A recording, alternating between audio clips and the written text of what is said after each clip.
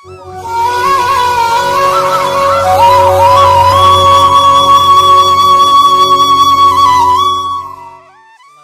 समेटा और चल दिया। बस यही मनुष्य का जीवन है। घर परिवार की दुकान को हमने खूब सुंदर जमा के रखा है, बहू है, बेटा है, नाती है, पंती है, पोता है, और जोरदार दुकान जमी हुई है। अब दुकान जम तो गई, माल भी खूब खप गया, माल भी खूब बिका। तुम जो कमा कर लाए, बेटे ने लिया, बहुओं ने लिया, पत्नी ने लिया, रिश्तेदारों ने लिया, नातेदारों ने लिया, कुटुंबियों ने लिया, सबने लिया। आखिरी में फिर क्या हुआ कि बाजार वापस बंद हुआ और कंधे पर लेकर चल।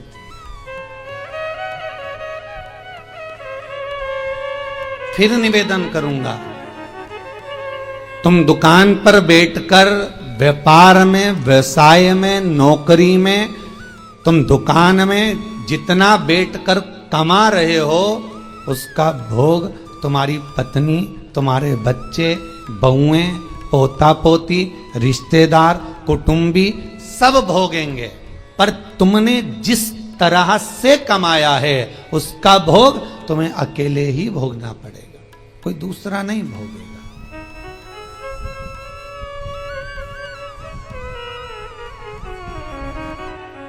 जीवन में कुछ कर्म ऐसा करते हुए चलो।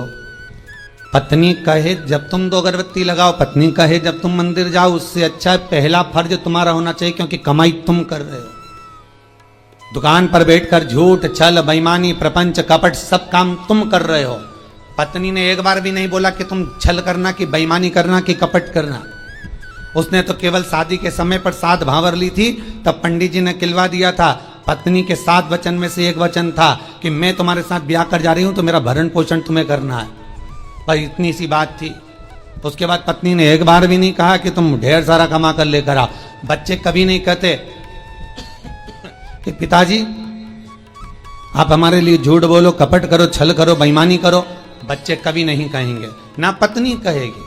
जब ऊपर जाओगे, यम की कैद चढ़ोगे, तो यमराज तुम्हें जब नरक में पटकेगा तब कहोगे मैंने झूठ पत्नी के लिए बोला था, मैंने बच्चों को पढ़ाने के लिए, आगे बढ़ाने के लिए झूठ बोला था, मेरे अकेले को नरक क्यों पटक रहे हो? पत्नी और बच्चों को भी तो पटको। तो यमराज भी कहेगा झूठ तूने बोला, कपट तूने करा, बेईमानी तूने करी, प्रपंच तूने करा, तो भोग भी तू भोग, दूसरा काहे को भोगेगा?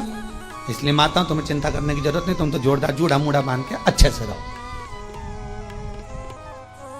पर मुख से तुम्हारा नाम है धर्म पत्नी। एक होती है पत्नी जो पति को पतन के रास्ते पर ले जाती है, सिनेमा घर ले जाती है, मायके ले जाती है, शॉपिंग मॉल ले जाती है, वो पत्नी कहलाती है। एक होती है धर्म पत्नी जो पति को धर्म के पथ पर लेकर जाती है। एक होती है धर्म पत्नी जो पति से कहती है, कथा आ रही है शिव महापुराण की, थोड़ी देर सुन लेना। अरे तुम्हें दुकान पे नहीं बैठूं, दुकान पे टीवी लगवा लो, दुकान पर मोबाइल रख के सुनो। अरे नेट का खर्चा कौन सीवर वाला महाराज देगा? 150-200 रुपए का नेट चले तो कौन महाराज देगा क्या? तो पत्नी उस समय पर एक शब्द जरूर बोल दे कि कमा किसके लिए रहे हो, पहले ये तो बता। घर में रोटी का डब्बा लगा लगाया रह जाता है, पत्नी फोन कर करके रह जाती है, आ जाओ भोजन तैयार है, आ जाओ। ग्राहक ऐसे टूट पड़ रहे, ऐसे टूट पड़ रहे कि 1 मिनट तो खाना खाने की फुर्सत नहीं। और बच्चा टिफिन लेके आ गया तो टिफिन 2 घंटे तक रखा दिया, ठंडा हो गया, सारा की सारा बेकार हो गया। और तुम वो ठंडा भोजन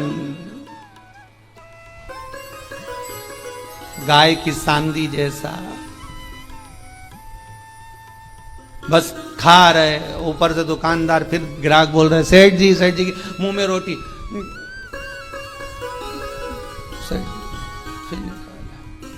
फिर किसके लिए कमाया भाई?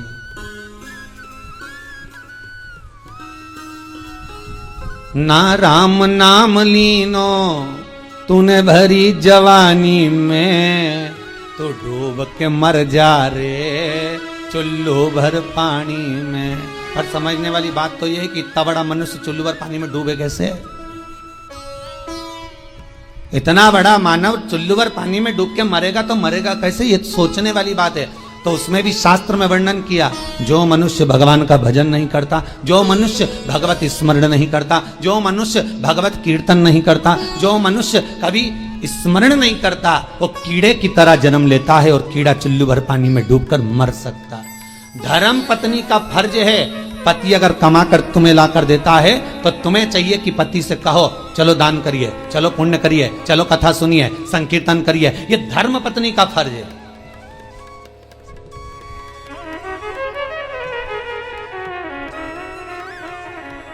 सारे कथाकार मिलके, कई बार हमने सुना लोग उसको क्या नाम थी जिसकी नाक कट गई थी रे, है?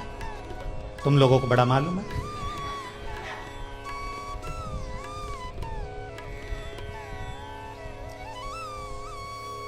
मतलब इतनी फेमस है वो, है? तुम्हें भी मालूम था? कड़ेल जी मालूम था?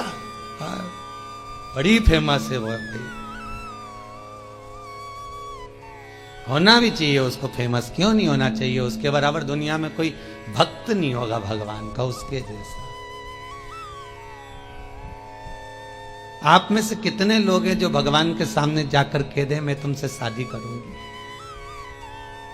जितने लोग YouTube पर कथा सुन रहे, टीवी पर सुन रहे, ईमानदारी से बोल देना किसी ने जाकर भगवान के मंदिर में जाकर कहा हो हे भगवान मैं तुम्हारे साथ शादी करूंगी। तुम तो इंसान हो, वो राक्षसी थी सूर्पणखा जो भगवान के सामने सीधा प्रस्ताव लेकर पहुंच गई कि तुम सम पुरुष न मो सम नारी, इसलिए मैं तुमसे विवाह करना चाहती हूं। भगवान इतने खुश हो गए कि जिंदगी में कहीं की तो मिली जिसने कहा कि तुम्हारे जैसा पुरुष नहीं होगा, मेरे जैसी नारी नहीं होगी। दुनिया समझे तब तो। यहां तो जो जाए भगवान के पास नहीं जाता, भगवान दुकान नहीं चल रही, भगवान छोरा दे दो, भगवान बहू दे दो, भगवान ये दे दो। भगवान भी इतना बोर हो जाता कि भगवान ने भगत से कहा एक आध दिन तू आके बैठ जा यहां, एक बार आके बैठ जा। होता है एक भगत भगवान के पास पहुंच गया, भगवान सबसे ज्यादा अच्छी जिंदगी तो तुम्हारी है। भगवान ने कहा हमारी काहे की जिंदगी अच्छी, और क्या, बढ़िया चांदी की थाली में पकवान आ रहे, लोग पंखा झेल रहे, एसी का रूम तुम्हारा, सारे मंदिरों देखे क्या ठाट के बने हुए, मार्बल का फर्श, मखमल के गादी तकिया, क्या जोरदार जोरदार सारा ठाट, ऊपर चांदी का छतर लगा, हीरे के जेवरात पहने। भगवान सबसे ज्यादा सुखी तो तुम हो।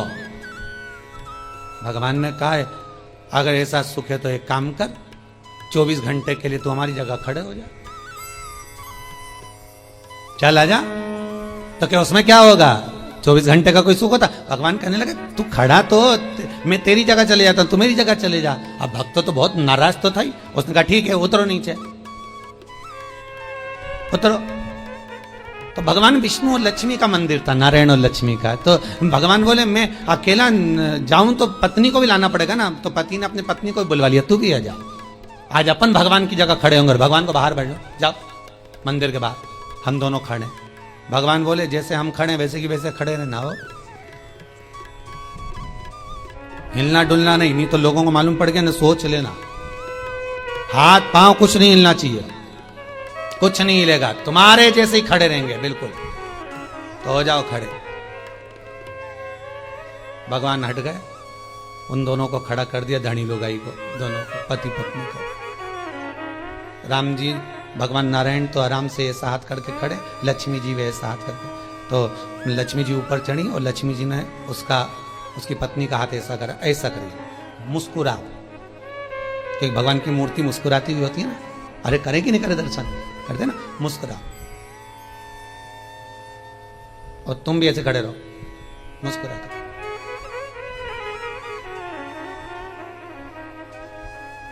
इतना छोटा सा तो काम, एसी का भी तो रूम है, और खाने को भी तो चांदी की थाली में सब मिलेगा। पत्नी से बोला खड़े रहे तू तो। भगवान के जाऊं? लक्ष्मी नारायण कहा ठीक है जाओ। अब कब आऊं? भगवान बोले, तो वो बोला अभी हम सारा सुख भोग लें फिर आना आराम से। हाँ ठीक है, कल आ जाऊं कि आज ही आऊं? नहीं तुम तो शाम तक वापिस आ जाओ।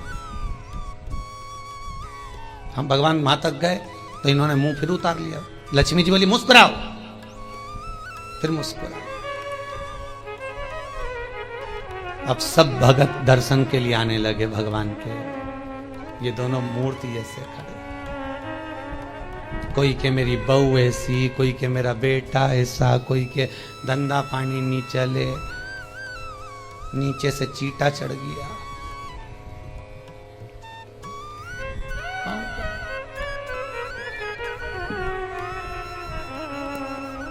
अब नीचे से चीटा चढ़ा तो पत्नी सीधे खड़े रहो, सीधे खड़े रहो।